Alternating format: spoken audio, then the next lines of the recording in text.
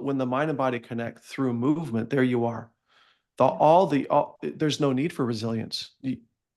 You simply are, right? It's when you're not in that and the other dynamics happen. You get caught up in the analytical mind or caught up in the evaluative mind and all those things. And that's cool and that's needed for our everyday lives. But Mhm. to not have, going back to our practice, to not have a practice, mindfulness-based practice or mindful movement-based practice that develops a sense of mindfulness and to help us learn to create that space, it could be quite difficult.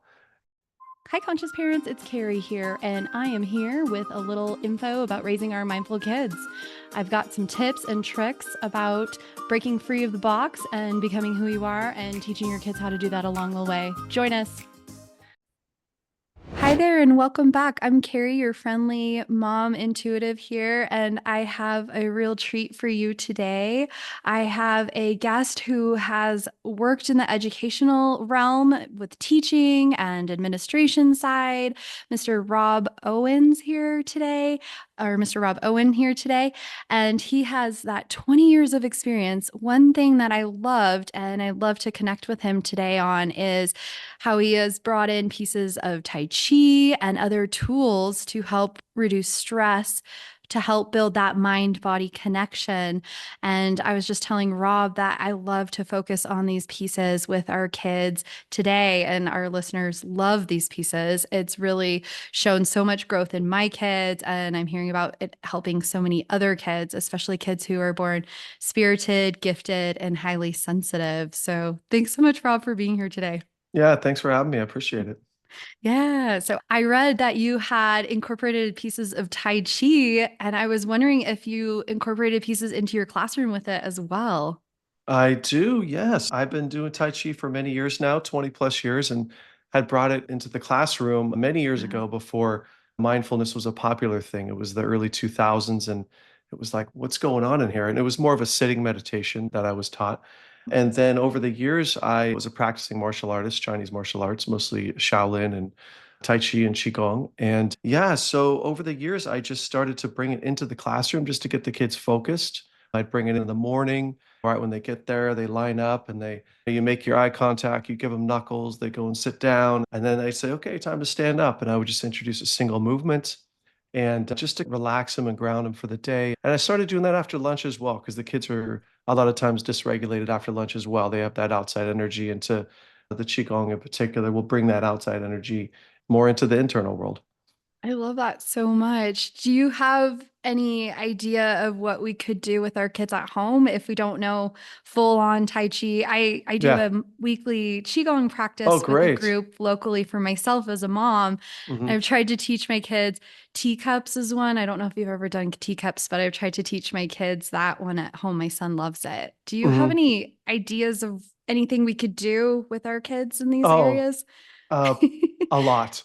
I would say it depends on the age. It Sure. depends on the style of neurodiversity you're working with. Is it a neurotypical child? There's so many Mhm. elements involved. Yeah. Excuse me, but maybe I could just throw out a scenario. So let's say we have a dysregulated child that, let's see what could happen. Maybe they're playing their video games and it's time to get off the video games, right? Mm. And some children Yes. have difficulty with transitioning, Yes. whether it be out of a classroom into a classroom off video games, something that's really engaging. And then all of a sudden, okay, it's time to do something that they don't want to do. It's time to clean your room or something like that. I always start we could go into the ADHD kind of realms or the realms of kids that show that kind of body-based energy is I usually start with a timer and then I just remind them, hey guys, we're gonna in about 5 minutes and then in about 3 minutes and then slowly and then they can see something. So that's really helpful. Mm. For some kids that could add an anxious factor. So it Yep. depends. Some kids, it's like, cool, solid, concrete. I know when this is going to stop. I know when I have to turn this game off. And some kids, it can cause a sense of anxiousness. So depends on the child. And then once you do that, usually the brain's still in the beehive. It's Mhm. still in there. And so what I always do is I have the child stand up and turn away from that screen. And it could be outside, ideally, if you live in an area where you can go outside. obviously next to a big redwood is ideal because of the rootedness and the energy of the tree. But Oh. if you don't have that, then you would just simply go somewhere else in your room that you're not pointed anywhere near. So out of sight, out of mind kind of idea. And then you just have them do a simple grounding practice. It wouldn't necessarily be called Tai Chi. We could talk about the differences of Tai Chi and Qigong, but I would start with a grounding practice in Qigong, and it could just be a gathering, could be a gathering thing. So the feet are shoulder width apart, the breath's in the belly, the coccyx is slightly tucked, the shoulders are relaxed, and just maybe just three, I don't know, just three of these. Just simple, so just a basic inhale and an exhale. And as you do that, the whole body breathes. So the whole body moves. So when you inhale, all of your energy is moving upward and then your energy is moving downward. And you take a moment, like that space between when you're at the beach and the waves go and there's that little space there. It's the same in breath and movement. You want that space to be there at the bottom for a moment, and the knees slightly bent. The intent goes to the bottom of the feet, grounding. You just do 3 to 5 of those. In general, that'll at least it'll start to switch. It'll switch something in them. If you do up to 8, I think 8 is when they start to get even the mind body really kicks in and the groundedness really kicks in. But if you could just get 3 in, it'll be enough to like, okay, and depending on who it is, take them by their hand and start grabbing all their dirty socks in their room. I love that. And for Yeah. those that are listening online, because you could see it in the video, I loved it. Rob was bringing his hands in a circular motion toward the Hmm. ground and then Hmm. up around toward the sky. They Hmm. were going outward, up around Hmm. toward the sky, and then back Hmm. down toward the ground in front of Hmm. you. Yep. I love that. And also turning your body away from the thing that Key. you are focused on. Key. Love Yeah. it. Yeah, it's like you out of sight, out of mind, but there's a connection when like how we are now. It's heart to heart. I had to, sorry. It's heart to heart, right? So if your intent is here, the mind, the heart, all the chakras are aligned towards you. When Yep. you move the whole body away from something else, fundamentally it just switches the experience. And then Yep. you move into the mind body connection. But you have to get out of that space. There's lots of ideas about you are your environment. You are what you are surrounded by. So if you can even leave that room, if you can during a transition and then do it, that's even more helpful. I love it. And yeah, it can be computer games, video games. For my Yeah. son right now, it's Yeah, no, me model too. trains. Oh, wonderful. That's model trains are wonderful. Yeah, yeah. So Yeah. I love that idea. And I'm going to work with teaching him and also my daughter when we're in that focus state Hmm. Right. after we've done our countdowns. And like Hmm. you said, some people, my daughter, she likes a visual Yep. countdown. So we have a silent clock. It doesn't buzz or anything. It's just that Cool. visual, and you can see the amount of Hmm. time decrease. Whereas my son, if I did that with him, he would just implode. It would Lose. not. Yeah, yeah. And I think that there's also on our side is really important to honor and recognize that they're in a flow state, Mhm. right? So with that, it's really important to recognize that and to honor that and to give that. Maybe it's just you just walk up and just give a 5 minutes. You don't even say anything. So especially with trains, like my boy likes the cars. He just got a new. It's like large. I don't know what the term is. It's a model car, but he loves just looking at them and taking pictures of them and Mike that kind of stuff. Mhm, mhm. And I think it's really important to just honor that he's there in the moment, engaged in something that he really loves. Yep. And that's so key to build those neurosynapses. That's so key because that's actually they're touching on those grounded natural states in their own sense of being. And that's Mhm. so key for them to develop that at a younger age and until instead of doing it when you're 20 or Mhm. 30, you're already creating these connections. Yep. And I think for some kids that are able to get into that amazing focus and that flow state, Hmm. it can be so intense to break away quickly from it. Hmm. And I Hmm. think parents experience it too when we're on the phone and we're trying to set an appointment and your kids, mom, Oh mom. yeah.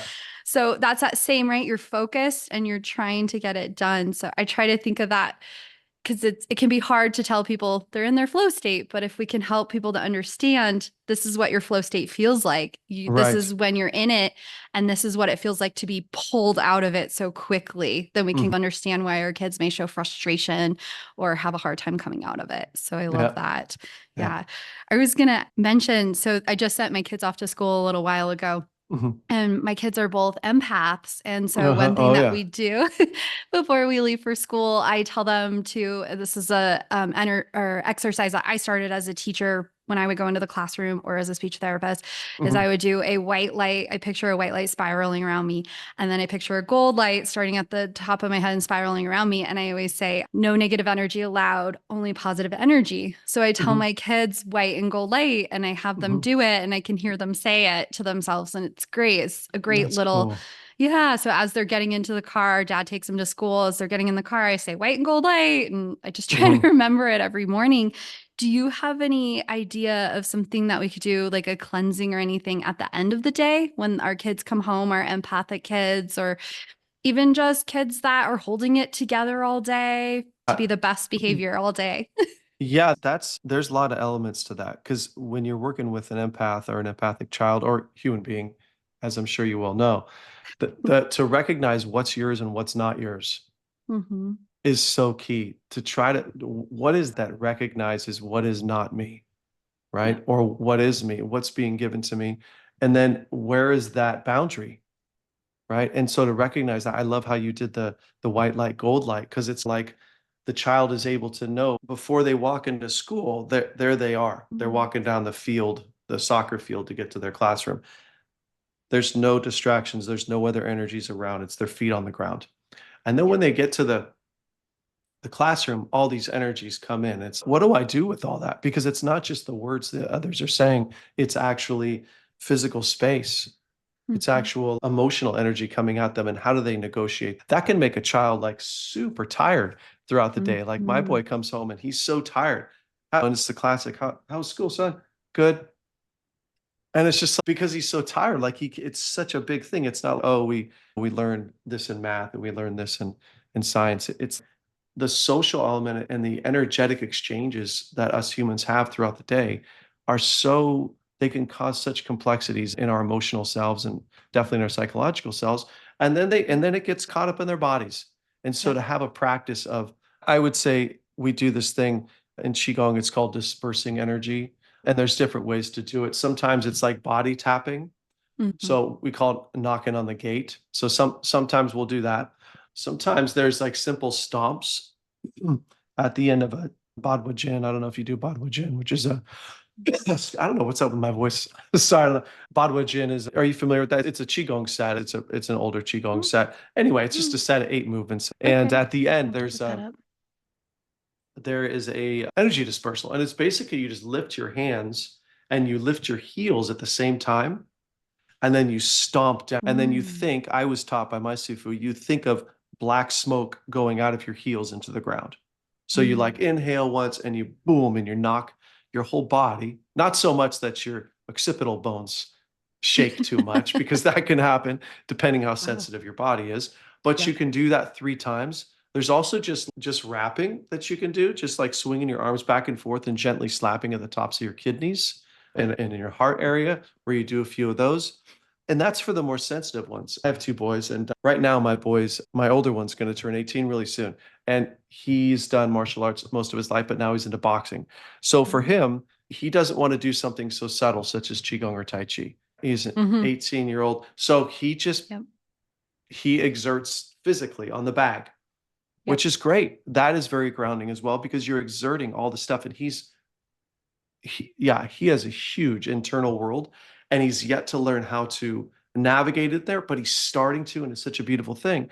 But there's the social facade, there's that hard edged logic that can get in the Mm-hmm. way of the intuition and the Yeah. empathic kind of energies. So for him, if he just throws a bunch of blows for a minute straight, it'll release all that energy outward, and then you'll see then his body will relax.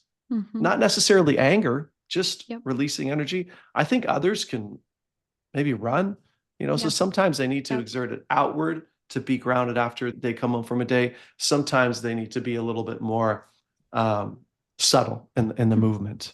Yeah, I love that. I actually use the movement a little bit for myself before if I have nerves about a podcast interview or something that I'm Sure. doing, public speaking. Sometimes I will, instead of being zen and meditating and Uh-huh. grounding myself, I get out there and I dance and you move that Absolutely. energy out. Because But sitting and yeah. meditating, it doesn't help me in that moment with those nerves. I have to get it out. Yeah, absolutely. Absolutely. So I love Yeah. that one. I was going to ask you, you had mentioned earlier daily mindful practice. Mhm. What does that look like for you or for families? What would you say? Yeah, for me, geez, where do I start? So I'll keep it simple. So I do a simple stretching practice. It's all Qigong and Tai Chi based. Stretching and then Qigong, then Tai Chi. And I can do anywhere. If it's morning time and I woke up late and blah, blah, blah, I'll get about 7 to 10 minutes in. But in general, it's between 20 and 40 minutes in the morning. For some people, that's not even doable. I also teach it at the school. I'm blessed to be able to teach it at the school that I work at. I'm the Tai Chi guy, the Wow. mindful movement guy, and we've brought it into PE. So I'm able to do it about 3 times a day. So I'm really lucky. But I think what's really important is to have at least, I would say at least if you can put aside 5 minutes, if you Mhm. can do 5 minutes and just pay attention to your body and what's going on somatically or what's going on emotionally or psychologically and move that and move it around, I think that's really key. So for me, it's usually from 10 to 20 minutes in the morning, and then I do it throughout the day. And I do teach others. Like I teach students and I teach an after school teen class and I teach adults as well, teachers as well as whoever else wants to learn a practice for just like an essential practice in the morning, the 5 minutes that you wake up before or after your cup of tea. It just sets you off on the day, you know? Yeah. Yeah, that's wonderful. And Yep. sometimes I have to get it in the afternoon because mornings are crazy in our house. So Oh with the yeah. little ones going to school, I have a 6-year-old and a 9-year-old. So Okay, so you're in it. busy. Yeah, we are You're in busy it. in the morning. So yeah, Yeah. I definitely sometimes I send them off to school, do some work, and then I have time. So even just Hmm. finding that 5 minute, or I'll tell my husband sometimes when he's at work for busy Hmm. parents, schedule a 5 minute meeting for yourself, go in a conference room and meditate. Get it in for yourself. Absolutely. Yeah. It's on my phone for sure. And I put a timer because I practice what I preach. I model it. So I'll Yep. put a timer for myself. Okay, Rob, I look at the clock. You got 7 minutes, click. And then sometimes I'll do it with music, just Hmm. some ambient Yeah. music. Sometimes I'll do it silently. Mhm. Yeah. That's good. And then, so what would you share with parents of kids that are 6 and 9 in this era where Hmm. we have a lot of these kids being born that are so sensitive, so Hmm. gifted, learning material so quickly, having this zest for life and Hmm. these big personas coming in, right? Hmm. What would you tell parents in my era? Oh boy. I would say model mindfulness, model Oh, it, spend as much time in nature as possible. yeah. And the third one would probably be have a gratitude practice, have a Mm, gratefulness practice. Those, just off the top of my head, those three are ideal. The mindfulness, the nature, we all know it, but it's actually putting in the time and doing it and doing our best not to be distracted. And that's difficult to do in this modern day and age. Everyone wants our attention. Our attention is worth money. yeah. It really, this is what's wanted. In nature, thank God I live right down the street from the beach. So Oh, wow. I That's spend wonderful. lots of time at the beach. It really brings us back to our own ground of being, our own Mhm. nature, to be in nature. But I would say those would be the top three things. Model mindfulness for your kids, bring them out in nature, and really make sure that they realize, well, one, so they don't become the next entitled child, because we don't need any more of those. But two, it's so important for gratefulness is so important on so many levels. Yeah. What does a grateful practice look like for you? I think that's one area that my family probably could improve on. We Hmm. model it a lot. We talk about how much we have in our own house. Wow, we're so gifted. We have all these things. We're so lucky and blessed. And what does it look like for you, or what would you recommend? Yeah, yeah. I don't care. I'll throw it out pretty personal. When my feet hit the ground from a good night of sleep, I go right into to Mm, the practice. I'm grateful for blank. I'm great. So it's almost like you're half asleep and yep. you're almost still channeling the subconscious world. It's the same when I go to bed. When you're falling asleep, you almost program your unconscious mind as you move into the dream world, which will then move back into your conscious world when you wake up. So, for example, if you do that right before bed, I'm grateful for my love. I'm grateful for my children. I'm grateful for my health. Just basics, but right before falling asleep and after, and then that moves through your conscious world and it becomes part of your paradigm in life. And I believe it sometimes I'll have symbols too throughout the day. I have pictures and symbols that are thematic with what I say. I think I change it up every few months just to be more conscious of it. So I'm not just so it's not a there's not necessarily automaticity to it. It's more of a conscious choice of what am I grateful for in this season, I if that makes any sense. Yeah, it does. And I think maybe it's something that I might try to incorporate into a breakfast thing of like maybe Sweet. modeling for my kids. I'm grateful in this because even though we have a busy morning, breakfast is something that we sit down together. Sometimes I'm in the kitchen, but my kids are sitting down with my Right. husband. Yeah, yeah. But yeah, modeling that for our kids in the morning and then maybe at bedtime with reading books. Or I think when you can find it in your routine, when you can find a Yeah. place for it, then you can Yes. be sure to try to hit it and modeling that for our kids, teaching them young so they can internalize that and learn it for when they're older and they Yeah, need it. I really like that idea. Just real quick, is that if you are training a new behavior, if you can grab the just one part of something else, of course the kids are going to eat breakfast, hopefully, in the morning, right? And so if you can just embed that one little right before or right after in an already developed behavioral pattern, it's a Mhm. lot easier to do. It's a Yeah. lot, especially with the little people. And that's going back to the Tai Chi and the Qigong in the classroom. I do that. So they are already, they know, okay, I get back from lunch. Yeah. That's just like what, and they're going to get back from lunch. That's what they do in school. It's the same thing every day.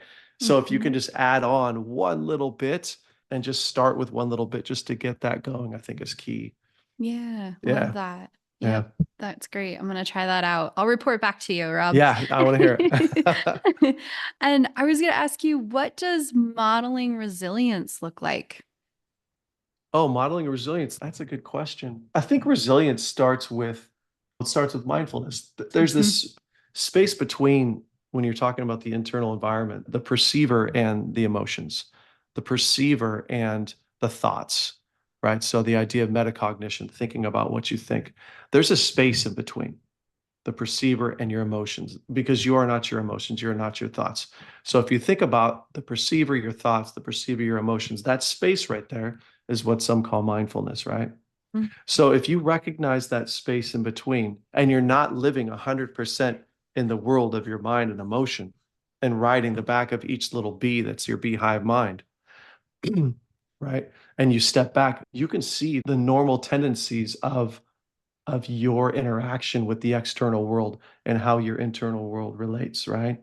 And so if you can stay within that space and be present there, you'll see it's just a simple ebb and flow. Mhm. So if you notice the ebb and flow and you see it happening, you can therefore not buy into all of that.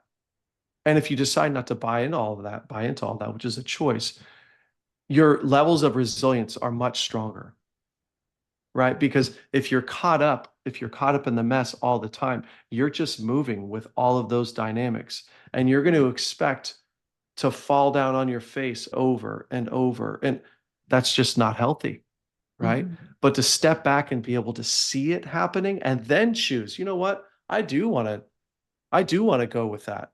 I do. Okay, cool. Do it. That's your choice.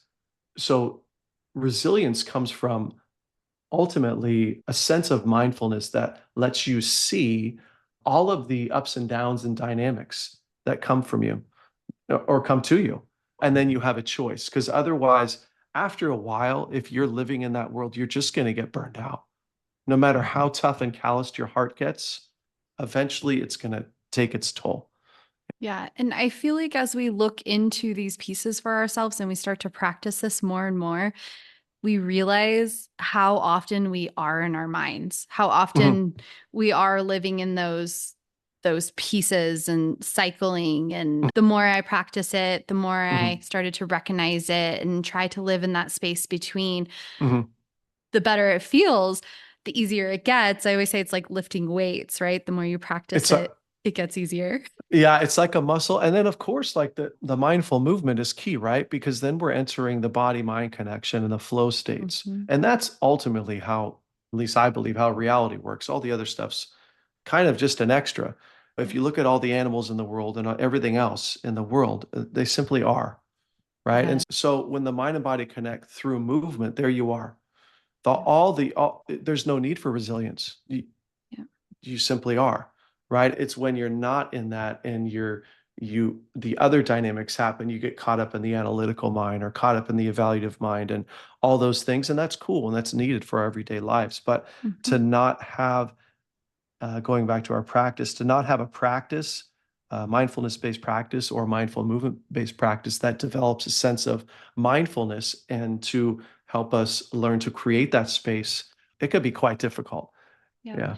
I love I feel like connection is such a big word, connection with ourselves, connection with others, connection with our kids. I wanted to ask you, what does focus on emotional connection versus correction look like for when we're raising kids? What does focus on? An Say that one more time. emotional.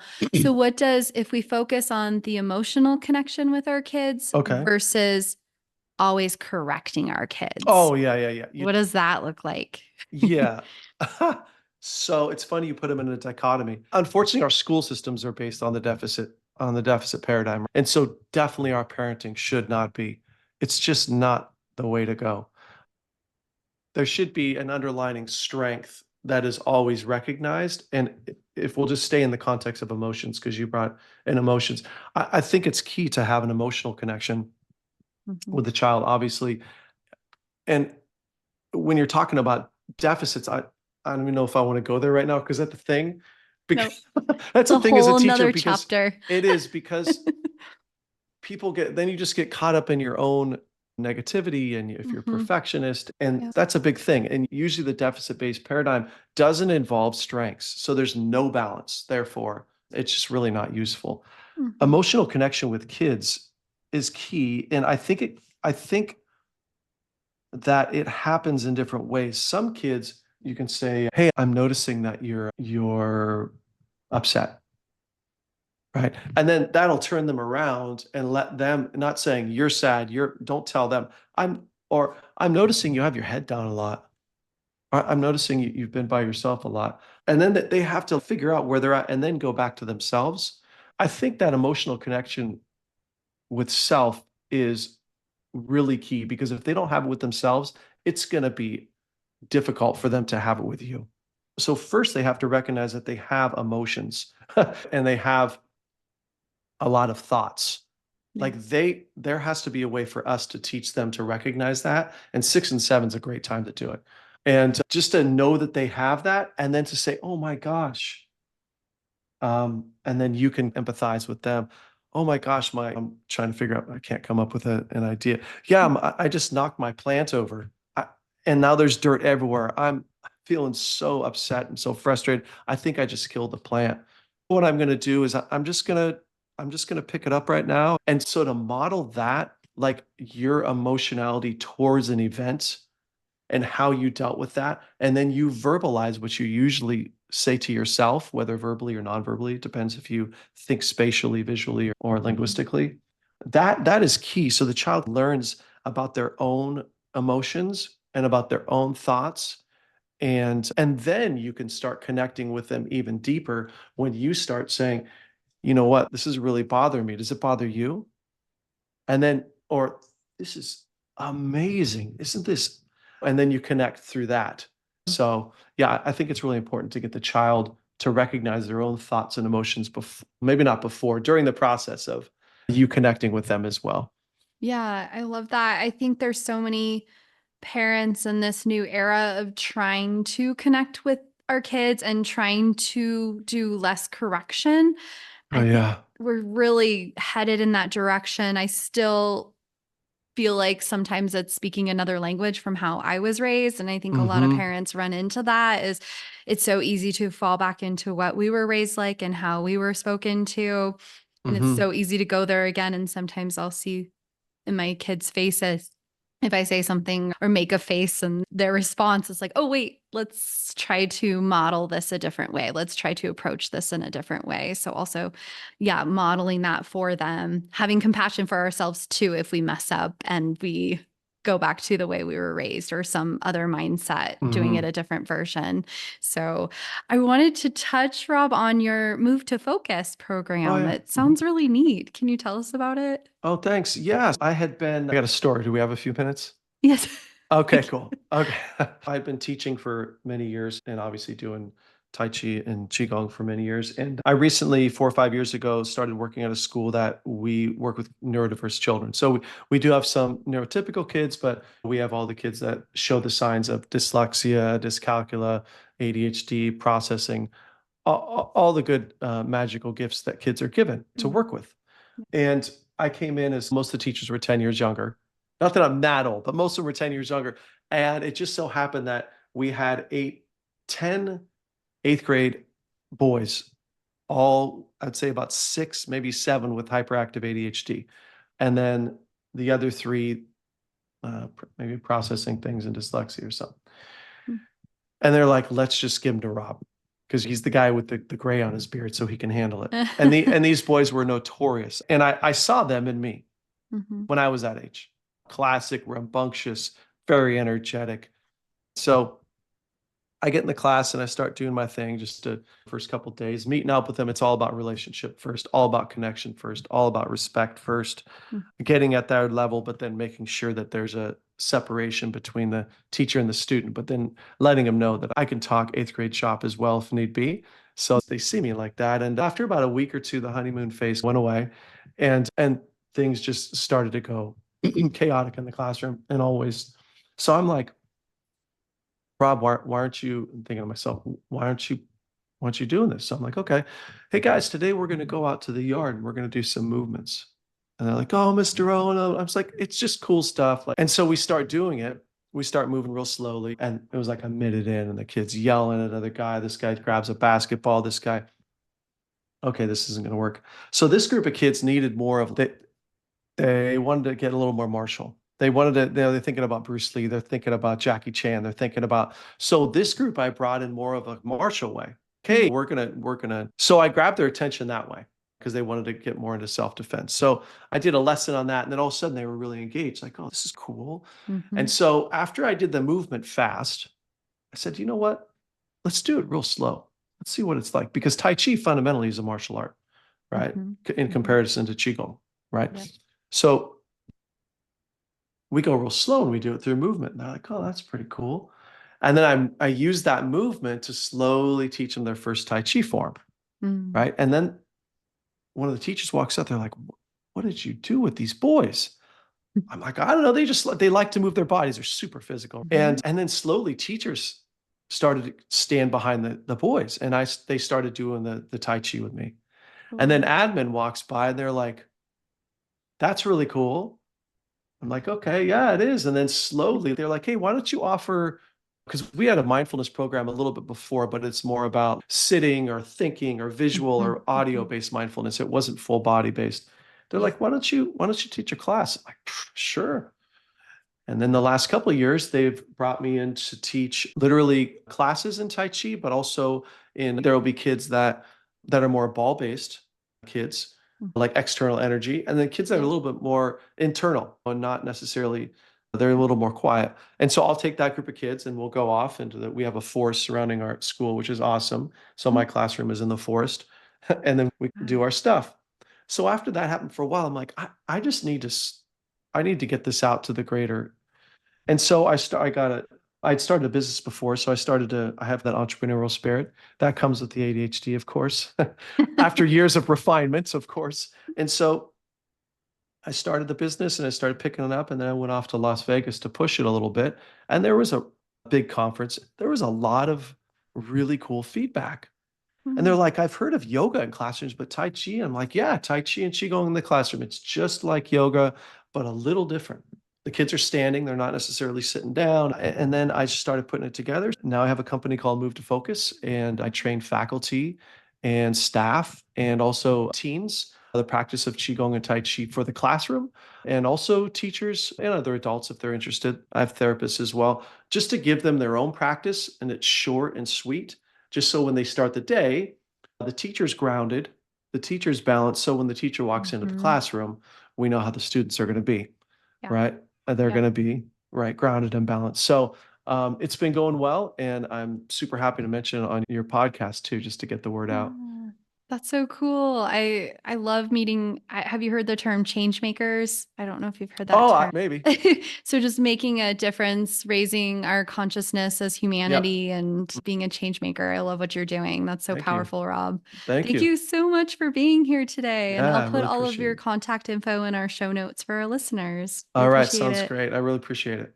Well, that's a wrap. Thanks so much for tuning in, Changemakers. This is Carrie. And if you haven't done a review for us, 5 stars and a little few words about what you've enjoyed in our podcast episodes, we would really appreciate it. If you guys would like to ever message me, I would love any questions you have or any feedback at info@hearttoheartlife.com. We also have a brand new website, which we're super excited to share. It's hearttoheartlife.com. Thanks so much for tuning in and happy life, happy times, Changemaker families. Please remember that the information shared on this podcast is educational in nature and does not constitute licensed mental health advice. If you need such advice, you should speak with a licensed professional about your unique situation. Thanks so much, happy listeners.